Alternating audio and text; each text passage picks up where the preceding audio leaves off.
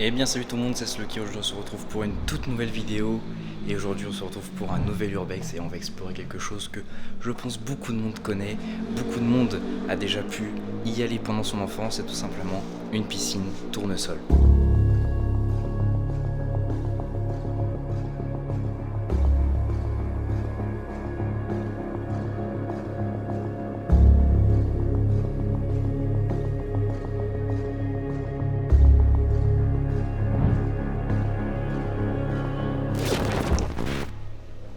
Donc du coup là en fait on se retrouve dans ce qui était tout simplement l'entrée de la piscine réellement, où il y avait quelqu'un qui vous vendait votre billet en fait pour entrer.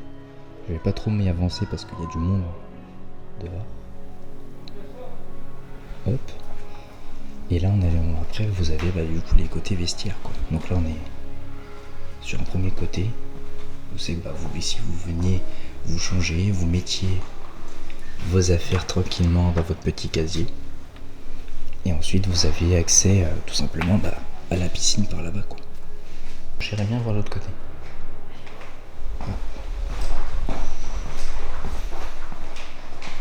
Bon du coup c'est la même formation. Putain, c'était des petites portes là. On pouvait te voir à travers, enfin par dessus. Et du coup là on arrive dans ce qui était le côté douche. Donc, vous aviez les toilettes. Là vous aviez les douches qui sortaient de là-haut. Tout simplement ici, où on se lavait là quoi, et après on avait direct un accès à la piscine par là quoi.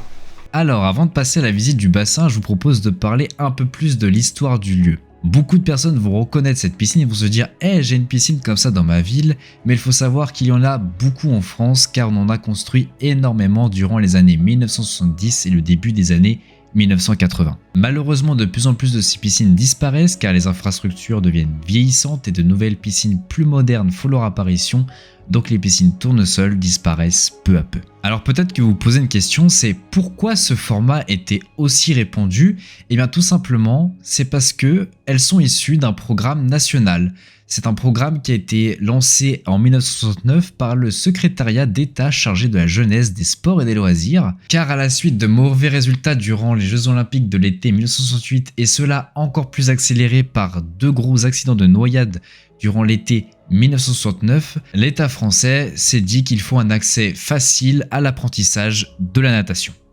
Alors il faut aussi savoir que dans ce programme, il n'y avait pas que des piscines de type tournesol qui étaient construites, mais nous, pour le bien de la vidéo, on va s'intéresser qu'à ce format. Mais sinon, il y a eu entre 600 et 700 piscines qui ont été construites au total durant le programme, mais seulement 183 de type tournesol sur les 250 prévus à l'initial. C'est donc une chance aujourd'hui qu'on puisse visiter cette piscine et on perd pas plus de temps pour aller voir le bassin. Et du coup là on se retrouve au niveau du bassin. Donc là il y avait l'espace pour tout ce qui était les maîtres nageurs par là. Là vous avez le bassin. Et là il y avait souvent des transats, des petites activités, tout ça. L'un des avantages qu'avaient ces piscines, c'est quand il faisait vraiment très très chaud, et elles pouvaient s'ouvrir en fait. Comme vous regardez, il y a une rotation là au milieu, et tout simplement, lorsque ça faisait chaud, la moitié quasiment de la piscine pouvait s'ouvrir. Donc en fait, c'est pour ça qu'il y a une différence de hauteur entre les toits par là, parce que tout simplement, ça s'ouvrait. Alors effectivement, comme vous avez pu le voir, je vous ai mentionné que les piscines tournesol avaient une spécificité, c'est qu'elles pouvaient s'ouvrir. Pourquoi le plan national de l'État voulait une piscine qui s'ouvrait? Et bien tout simplement, en fait, lors de l'élaboration de ce plan, l'État avait mis deux conditions. Il voulait que les piscines soient modulables et économiques. Et donc l'architecte Bernard Scholler a répondu à ces deux besoins en créant les piscines tournesol. Tout simplement, elles pouvaient s'ouvrir, donc quand l'été il faisait chaud, vous pouviez ouvrir la piscine et donc le bassin est accessible depuis l'extérieur, et quand il faisait froid, la piscine se refermait et donc le bassin restait couvert. De plus, il a utilisé des matériaux qui coûtaient peu cher à l'époque et donc il a répondu à l'aspect économique qui se voulait d'être un coût de production assez bas pour ces piscines, et c'est comme ça que on a vu beaucoup de piscines tournesol apparaître.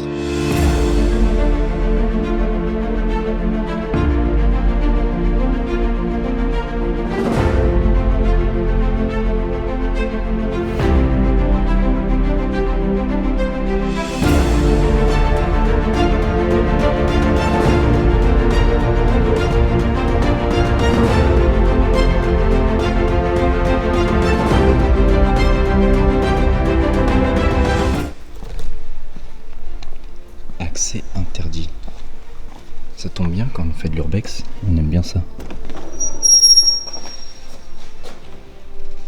Ça devait sûrement être une zone de stockage à l'époque.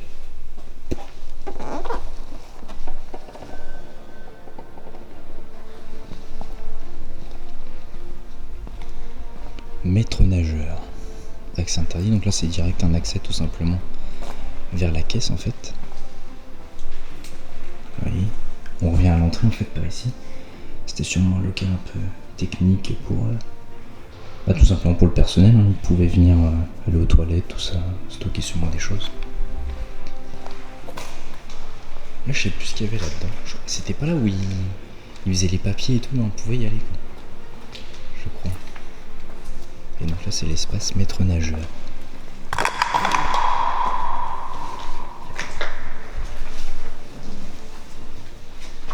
D'accord, bon, c'est pareil, c'est un espace de rangement.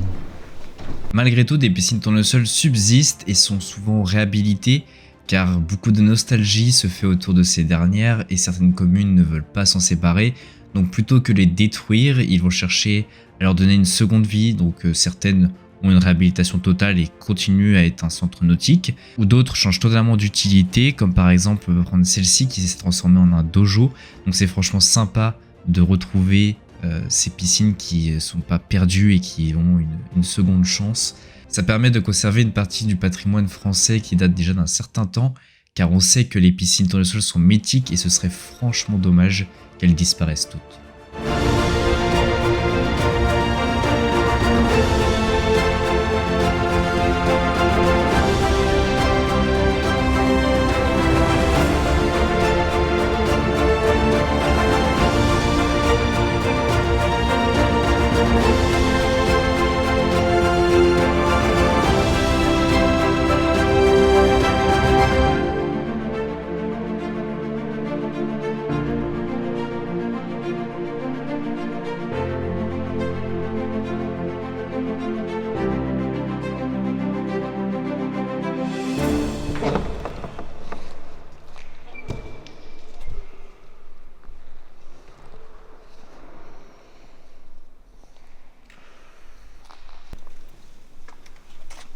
Ça c'était tout ce qui était les compteurs d'eau, etc. Je sais pas.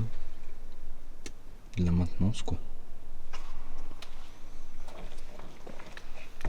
Bon les amis, c'est déjà la fin de cette vidéo. J'espère qu'elle vous aura plu, que vous aurez aimé ce petit urbex fort sympathique comme une piscine tournesol, c'est notre enfance.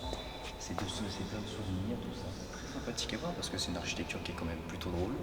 Et du coup, n'hésitez pas à liker, partager, vous abonner si ça vous plaît et que vous souhaitez soutenir la chaîne. On se retrouve très prochainement pour de nouvelles aventures. C'était Sloky.